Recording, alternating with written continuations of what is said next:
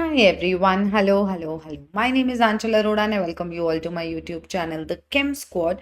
और आज की वीडियो में हम लोग बात करने वाले हैं सूडो फर्स्ट ऑर्डर रिएक्शंस की, सेकंड ऑर्डर रिएक्शन की एंड nth ऑर्डर रिएक्शन की क्या इक्वेशन होती है। तो चलो शुरू करें। सूडो फर्स्ट ऑर्डर रिएक्शन क्या होता है? देखो भैया, ये वो रिएक्शन है जो देखने में कुछ और है और असलियत में कुछ और है, like most of your friends. तो इसमें क्या है कि यहाँ पे जब हम वैसे सोचें तो हमें रिएक्टेंट एक से ज़्यादा दिखेगा, तो हमें लगेगा यार ठीक है, सबकी रिस्पेक्ट में ऑर्डर 1 1 1 भी हो, 3 अगर रिएक्टेंट है तो ऑर्डर 3 होगा। पर एक्चुअली अगर तुम देखोगे तो ऑर्डर जो है वो 1 आएगा, मतलब ऑर्डर होना चाहिए 2 या 2 से ज़्यादा और एक्चुअल ऑर्डर आता है 1। 2 या 2 से ज़्यादा होना चाहिए और एक्चुअल ऑर्डर आता है 1। जैसे अगर मैं रिएक्टेंट्स बोलूँ ए और बी हैं और रेट जो है वो मुझे लगता है कि ए की रिस्पेक्ट में ऑर्डर 1 होगा, बी के रिस्पेक्ट में 1 होगा, या ए के रिस्पेक्ट में 2, बी के रिस्पेक्ट में 1। ऐसे करते करते मुझे लगेगा कि ऑर्डर 1 से तो ज़्यादा ही होएगा, कि दोनों का कुछ लेना देना होगा। पर अगर बी एक्सेस कॉन्सेंट्रेशन में, एक्सेस कॉन्सेंट्रेशन का मतलब है कि इतनी ज़्यादा कॉन्सेंट्रेशन कि अगर उसमें से थोड़ा अमाउंट रिएक्ट भी कर गया ना ए के साथ, थोड़ा अमाउंट अगर रिएक्ट कर भी गया ए के साथ, तो भी उसकी कॉन्सेंट्रेशन में ज़्यादा फर्क नहीं आएगा, मतलब उसकी कॉन्सेंट्रेशन ज़्यादा चेंज नहीं होगी। समझे मेरी बात? उसकी कॉन्सेंट्रेशन ज़्यादा चेंज नहीं होगी, ठीक। विच मीन्स कि समय के साथ उसकी कॉन्सेंट्रेशन पे ज़्यादा फर्क नहीं पड़ा, इसलिए वो रेट पे ज़्यादा फर्क नहीं डालेगा। ठीक है जी। तो एक्चुअल रेट उस केस में होगा rate constant into concentration of a raise to the power जो भी ऑर्डर है ए के रिस्पेक्ट। तो ये फर्स्ट ऑर्डर रिएक्शन हो गया। तो it is pseudo first order reaction, दिखता कुछ और है, होता कुछ और है। इसका एक एग्जाम्पल है एस्टर हाइड्रोलिसिस, करते हैं उसके बारे में बात। बट उससे पहले बात करते हैं कि पानी एक्सेस में लिया, पानी की कॉन्सेंट्रेशन नहीं बदली और एक्चुअल में पानी की कॉन्सेंट्रेशन होती क्या है, इन सब चीज़ों के बारे में। बट मैं अपने आप को थोड़ा छोटा कर देती हूँ यार, दिख कम रहा होगा तुम्हें। अब सही है ना? दिख रहा है, ठीक है, ओके। जैसे H2O की बात करें, हमें पता है पानी की डेंसिटी होती है 1 ग्राम पर ml, जिसका मतलब है कि 1 ml पानी में 1 ग्राम पानी है। तो मतलब 1000 ml पानी में 1000 ग्राम पानी होगा। 1000 ml मतलब 1 लीटर, और 1000 ग्राम मोल्स में कितना हुआ? 1000 upon 18 molar mass, given mass upon molar mass. तो नंबर ऑफ मोल्स हो गए 55.55, तो मोलैरिटी आ गई number of moles 1000 upon 18 is 55.55 upon volume, तो 55.55 मोलर हो गया। और जनरली हम ये बोलते हैं कि इसकी कॉन्सेंट्रेशन में कोई फर्क नहीं पड़ता, क्योंकि पानी की कॉन्सेंट्रेशन जितनी भी लो वो यही कॉन्सेंट्रेशन दिखाएगा। तो इसीलिए क्योंकि इसकी कॉन्सेंट्रेशन में फर्क नहीं पड़ रहा है, तो इसका मतलब ये रेट पे इफेक्ट नहीं डालता है। समझे? इसका मतलब ये रेट पे इफेक्ट नहीं डालता है। और इसीलिए जब हम एस्टर हाइड्रोलिसिस पढ़ते हैं तब ये पानी की कॉन्सेंट्रेशन का क्या ही फर्क पड़ गया भाई, ये तो 55.55 ही थी, चाहे 1 चम्मच लेते, चाहे 1 बाल्टी लेते, चाहे 2 ग्लास लेते, जो भी लेते, कॉन्सेंट्रेशन तो 55.55 ही रहती, ठीक। और उस पर कोई फर्क ना पड़ता। तो पानी को ऐसे बोल दिया जाता है कि इतना एक्सेस में है कि इसके चेंज होने से ना, या इसके थोड़ा रिएक्ट कर जाने से भी कोई फर्क नहीं पड़ता रेट पे, ठीक है। तो पानी के रिस्पेक्ट में ऑर्डर हो गया 0, कि रेट पे पानी के बढ़ने घटने थोड़ा रिएक्ट करने से कोई फर्क नहीं पड़ता। ऑल्सो इस एस्टर हाइड्रोलिसिस में ये जो H प्लस है, ये जो H प्लस है ये क्या रिप्रेजेंट करता है? Acidic medium. तो ये pH कांस्टेंट लिया जाता है, मतलब H प्लस की कॉन्सेंट्रेशन कांस्टेंट रहती है। और अगर H प्लस की कॉन्सेंट्रेशन कांस्टेंट रहती है तो order with respect to H plus भी कुछ नहीं होगा। अरे रेट पे कोई फर्क ही नहीं पड़ेगा, इसकी कॉन्सेंट्रेशन ही कांस्टेंट रह रही है। किसी की कॉन्सेंट्रेशन बदलेगी, वो रिएक्ट करेगा, उसकी कॉन्सेंट्रेशन घटेगी, जो भी होगा तभी तो रेट पे फर्क आएगा। समझे? तो एक्चुअल रेट जो होता है वो R is equal to K into ester की concentration raise to the power 1 हो जाता है। Order with respect to ester आता है 1। तो it is a pseudo first order reaction. Expected था ऑर्डर 1 से ज्यादा, बट होता 1 है। ऐसे ही अगर हम इन्वर्जन ऑफ केन शुगर की बात करें, तो इन्वर्जन ऑफ केन शुगर में भी जो सुक्रोज होता है वो उसी पे डिपेंड करता है। C12H22O11, this is also a pseudo first order reaction, this is also a pseudo first order reaction. जैसे अगर ये रिएक्शन देखूं मैं, तो ये सुक्रोज है, पानी में डाला, ग्लूकोज और फ्रक्टोज देता है। सुक्रोज के हाइड्रोलिसिस से ग्लूकोज और फ्रक्टोज मिलता है। एंड हमें पता है सुक्रोज जो है वो डेक्स्ट्रो रोटेटरी होता है, और ग्लूकोज भी डेक्स्ट्रो रोटेटरी होता है, एंड फ्रक्टोज लीवो रोटेटरी होता है। मतलब क्या था इन बातों का याद है? प्लेन पोलराइज लाइट को जो क्लॉकवाइज घुमाए वो डेक्स्ट्रो रोटेटरी, जो एंटी क्लॉकवाइज घुमाए वो लीवो रोटेटरी। जो कहीं भी ना घुमाए, जो प्लेन पोलराइज लाइट के प्लेन को नहीं चेंज कर पाए, वो कैसे सब्सटेंसेस होते हैं? वो ऑप्टिकली इनएक्टिव लोग होते हैं। ये ऑप्टिकली एक्टिव लोग होते हैं। ये सब हम ऑर्गेनिक केमिस्ट्री में पढ़ते हैं, राइट? तो ये डेक्स्ट्रो रोटेटरी, ये भी डेक्स्ट्रो रोटेटरी, ये लीवो रोटेटरी। इसका एंगल ऑफ रोटेशन होता है +65.5 डिग्री, प्लस मतलब डेक्स्ट्रो रिप्रेजेंट कर रही है। इसका एंगल ऑफ रोटेशन होता है +52.5 डिग्री, और इसका एंगल ऑफ रोटेशन होता है -92 डिग्री, -92 डिग्री। आपने सुना होगा कि जो हाइड्रोलिसिस ऑफ सुक्रोज होता है वो इन्वर्जन ऑफ केन शुगर होता है। इन्वर्जन का मतलब क्या है? आराम से सोचना, हम मोल्स में अगर खेले तो 1 मोल सुक्रोज अगर हाइड्रोलाइज होगा तो 1 मोल ग्लूकोज और 1 मोल फ्रक्टोज मिलेगा, इक्वी मोलर मिलेंगे। मतलब इसका 1 मोल जो है वो इसको क्लॉकवाइज घुमा रहा है, प्लेन पोलराइज लाइट को, इसका 1 मोल एंटी क्लॉकवाइज घुमा रहा है। जो ये एंटी क्लॉकवाइज घुमा रहा है इसका एंगल ज्यादा है। तो शुरू किया था हमने डेक्स्ट्रो से, हमने कोई ऐसी चीज ली थी जो प्लेन पोलराइज लाइट को क्लॉकवाइज घुमाती थी। पर जब वो रिएक्ट करा तो हमने देखा कि ग्लूकोज और फ्रक्टोज इक्वल अमाउंट में तो बन रहे हैं, इक्वल नंबर ऑफ मोल्स में तो बन रहे हैं, पर क्योंकि फ्रक्टोज का, जैसे अगर ग्लूकोज इतना घुमा रहा है तो फ्रक्टोज इतना घुमा दे रहा है, तो नेट ये इधर घूमेगा ना। अगर ग्लूकोज इतना घुमा रहा है लाइट को, लाइट यहाँ होनी चाहिए, और फ्रक्टोज जो है वो इतना ज्यादा घुमा दे रहा है, इक्वल नहीं घुमा रहा, इतना ज्यादा लेफ्ट में घुमा दे रहा है, तो light effectively, plane polarise light left side दिखेगी, विच इज लीवो रोटेशन। और लीवो रोटेशन की वजह से हम ये बोलते हैं कि यार शुरू डेक्स्ट्रो से किया था, खत्म लीवो पे किया। समझे? This is inversion of cane sugar, इसलिए इसको इन्वर्जन बोला जाता है, क्योंकि ड्यूरिंग दिस रिएक्शन जो है वो डेक्स्ट्रो से लीवो होता है। अब इससे रिलेटेड काइनेटिक्स वाली बातें करें, शुरू करें। सुक्रोज का इन्वर्जन मतलब सुक्रोज का हाइड्रोलिसिस, C12H22O11 प्लस पानी gives C6H12O6 glucose plus C6H12O6 fructose. ठीक है, मान लो time t is equal to 0 पे सिर्फ सुक्रोज है, तो सुक्रोज होगा A0, कुछ नहीं अभी है। फिर समय के साथ साथ सुक्रोज रिएक्ट करेगा, ग्लूकोज बनेगा और फ्रक्टोज बनेगा, राइट? अगर ये X रिएक्ट करा, अगर ये X रिएक्ट करा तो A0 माइनस X बचा।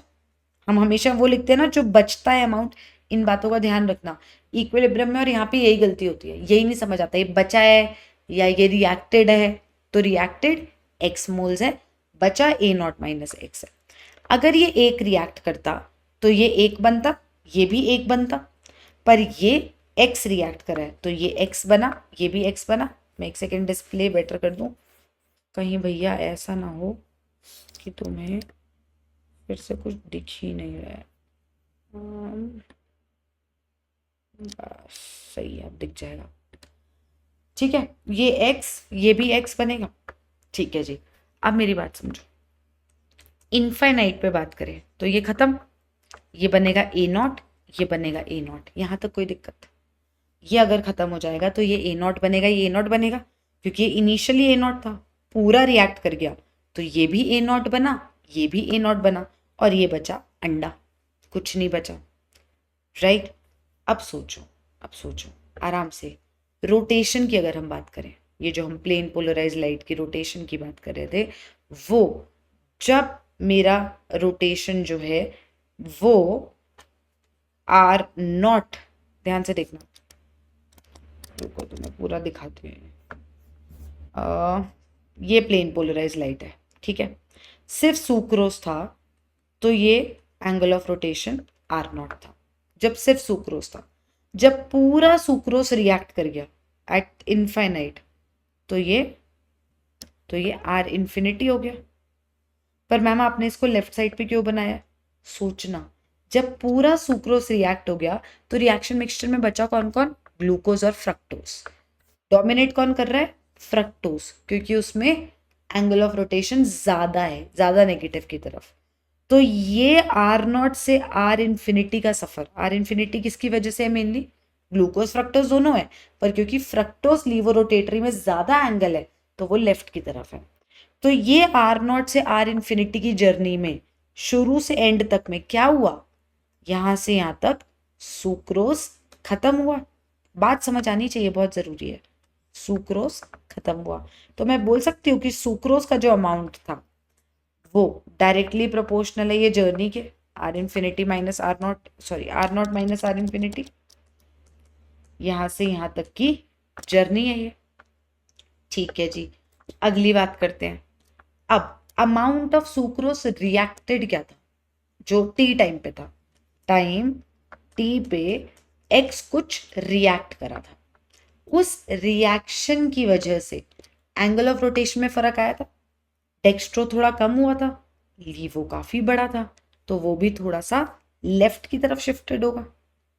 तो मतलब ये कब है? ये angle of rotation at time T है, क्योंकि लीवो बनने लग गया तो वो लेफ्ट की तरफ थोड़ा थोड़ा शिफ्ट होने लग गया। राइट, ठीक है जी। अब amount of sucrose hydrolyzed at time t which was x, this x is directly proportional to क्या? this is directly proportional to यहां से यहां तक का सफर r naught minus R T. कोई दिक्कत? ठीक है। Amount left at t, a naught minus x है, a नॉट क्या है बेटा? A naught minus X is proportional to, A naught proportional है R naught minus R infinity के, माइनस एक्स प्रोपोर्शनल है R naught minus R T के। तो A naught minus X proportional होगा किसके मेरे बच्चे? R naught minus R infinity minus R naught plus R T. मतलब A naught minus X proportional है, ध्यान से देखना, R T minus R infinity के। पहुंच गए यहां तक? अब तो क्वेश्चन सॉल्व हो गया। वो तुम्हें एंगल ऑफ रोटेशंस देगा इन इन्वर्जन शुगर में। फर्स्ट ऑर्डर रिएक्शन है तो हम क्या लिखेंगे? T is equal to 2.303 by K log of A naught upon A naught minus X which is A. कुछ गलत तो नहीं लिख रही? प्रोपोर्शनैलिटी है, आप देखो ना, A naught is directly proportional to R naught minus R infinity, a naught minus x was directly proportional to rt minus r infinity। तो a naught upon a naught minus x को हम क्या लिख सकते हैं? r naught minus r infinity upon rt minus r infinity। यार वो वाला r लिखा हुआ है, तुम बात समझ गए ना? रुको, r चेंज कर देते हैं भाई, कहीं तुम्हें ये ना लगे कि अरे अरे ये तो दूसरा r है।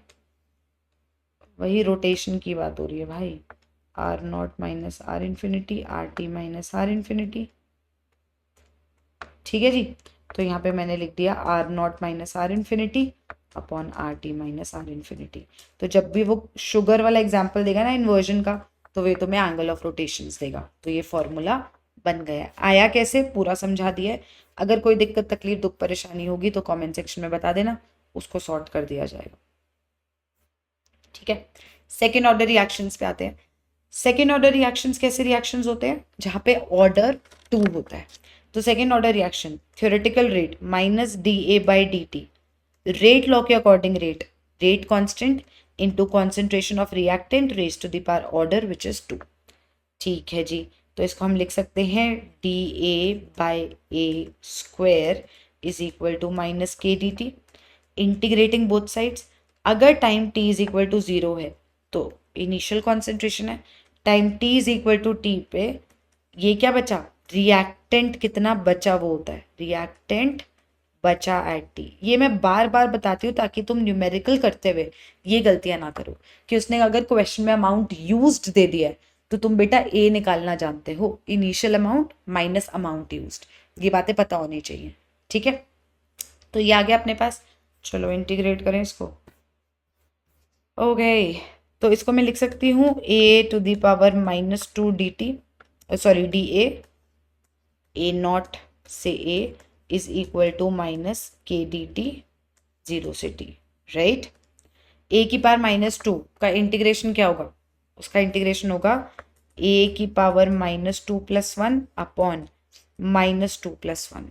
कहाँ से कहाँ तक जा रहे हो? a नॉट से a, और ये क्या होगा? -kt, कहाँ से कहाँ तक जा रहे हो? 0 से t। लिमिट लिख दी, ठीक है जी। a⁻² + 1 is a⁻1 upon -1, limits a naught से a is equal to -k t -0। यहाँ तक आई होप कोई दिक्कत नहीं है, ठीक है। तो a⁻−1 अपॉन -1 है, तो ये -1 दोनों तरफ -1 से मल्टीप्लाई करिए, कोई फर्क नहीं पड़ेगा, ये भी पॉजिटिव हो जाएगा, ये भी पॉजिटिव हो जाएगा।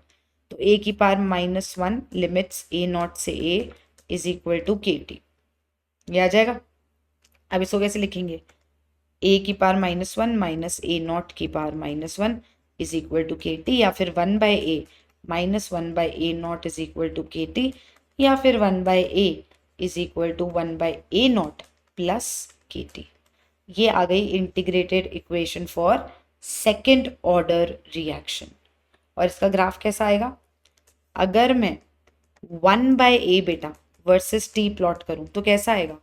1/a is equal to 1/a not, अटक क्यों रहे हो भैया तुम, माइनस kt, ये है, oh sorry plus kt, I am so sorry.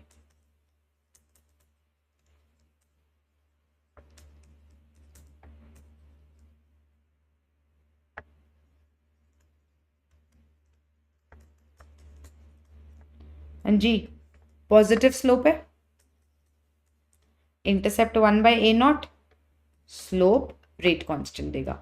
तो ये जो सेकेंड ऑर्डर रिएक्शन है इसमें 1/a वर्सेस t में पॉजिटिव स्लोप है। क्या इसका मतलब ये है कि रिएक्टेंट टाइम के साथ बढ़ रहा है? नहीं नहीं, 1/a टाइम के साथ बढ़ रहा है। इसका मतलब a की वैल्यू टाइम के साथ घट रही है। इसका मतलब फाइनल रिएक्टेंट जो बचेगा वो लेस देन इनिशियल रिएक्टेंट ही होगा। और यही क्वेश्चन मैंने कम्युनिटी पे डाला था कि इनमें से किस रिएक्शंस में कॉन्सेंट्रेशन ऑफ रिएक्टेंट टाइम के साथ बढ़ेगी। तो क्योंकि तुमने ग्राफ ये रटा हुआ था तो कितने बच्चों ने सेकेंड ऑर्डर रिएक्शन दिया था, पर आंसर क्या है? सब में कॉन्सेंट्रेशन टाइम के साथ घटती है, तो किसी में भी कॉन्सेंट्रेशन टाइम के साथ बढ़ेगी नहीं। ठीक है जी, अब आते हैं nth ऑर्डर रिएक्शन पे, मतलब एक जनरल इक्वेशन निकालते हैं। तो चलो ये भी कर लें फटाफट। nth order reaction, nth order reaction, समझो मेरी बात ध्यान से। कोई रिएक्शन है A2P, theoretical is equal to experimental कर दोगे तो तुम्हारे पास रेट लॉ इक्वेशन और थियोरेटिकल रेट को इक्वेट करके बाद में इंटीग्रेट करके proper integrated rate equation for nth order reaction आ जाएगी। Let's do it together.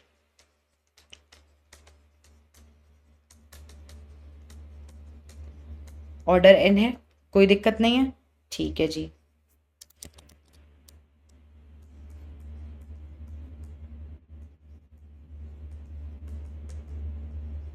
कोई दिक्कत? Integrating both sides, initial concentration, finally कितना बचा at time t, time 0 to t, ठीक है। अब इसको सॉल्व कैसे करेंगे, क्या सोचा है? ऐसे लिख दिया करो,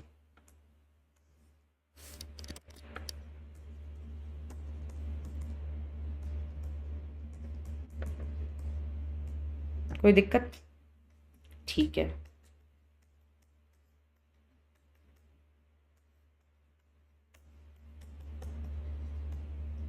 दिक्कत? ठीक है, इसको उधर ले जाएं, लिमिट्स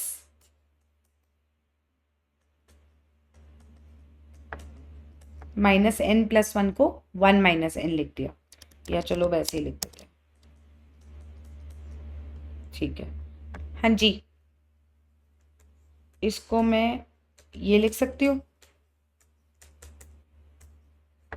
और ये माइनस अंदर ले जाऊं तो n-1 kt, लिमिट्स यूज करो,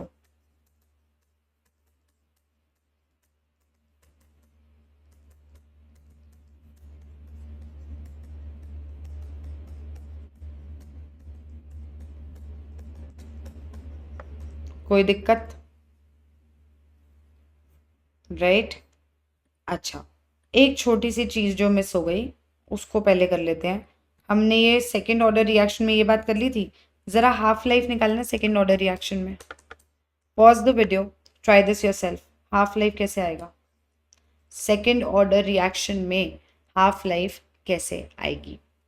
pause the video, try this yourself. Half life क्या होता है? जब आधा रिएक्टेंट यूज हो जाए।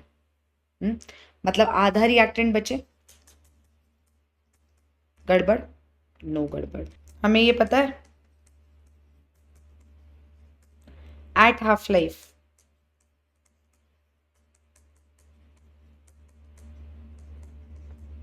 सही जा रहे हैं?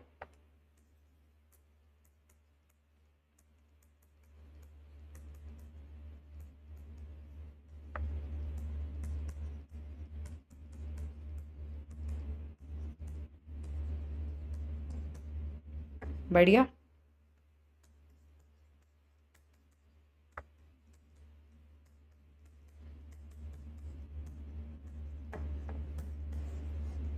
आ गया? तो half life inversely proportional to initial concentration कब होती है? जब ऑर्डर 2 होता है। बहुत बढ़िया। nth ऑर्डर रिएक्शन के लिए हाफ लाइफ की इक्वेशन निकालना जरा। हाफ लाइफ की इक्वेशन निकालना। हाफ लाइफ कब होता है? जब final concentration of the reactant half of initial concentration बचती है, मतलब आधा रिएक्टेंट यूज हो चुका होता है। निकालो half life, figure it out. Pause the video, try this yourself. Of course हम करेंगे, फिर पॉज कर लेना प्लीज।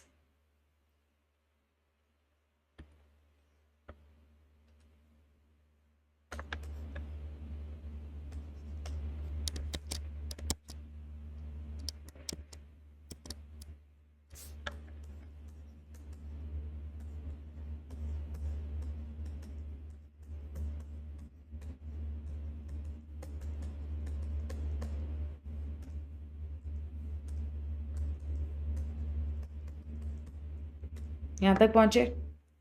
ठीक है। ये जो मैंने अभी लिखा है ये चीज, इसको देखना मैं कैसे लिखूंगी अब।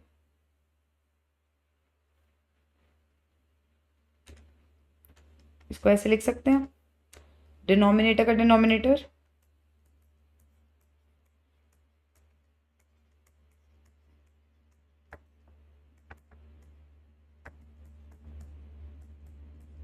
बढ़िया, डिनोमिनेटर सेम है। ये है, इस n-1 के को यहां ले आए तो पहुंच गए यहां तक। So this is half life for nth order reaction. अच्छा, जिसका मतलब है हाफ लाइफ इनवर्सली प्रोपोर्शनल है a0 to the power n-1 के। जीरो ऑर्डर रिएक्शन में n की वैल्यू 0 डालो,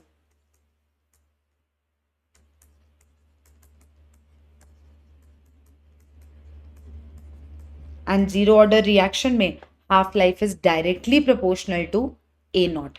सेकेंड ऑर्डर रिएक्शन में कैसे यूज करेंगे इस इक्वेशन को? n की वैल्यू 2।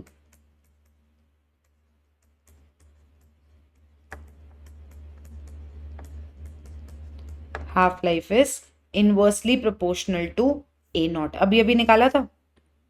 सेकेंड ऑर्डर रिएक्शन में half life inversely proportional to the initial concentration of reactant है, बिल्कुल है। और फर्स्ट ऑर्डर रिएक्शन में इंडिपेंडेंट, कुछ लेना देना नहीं है, तो ये फॉर्मूला नहीं यूज होगा,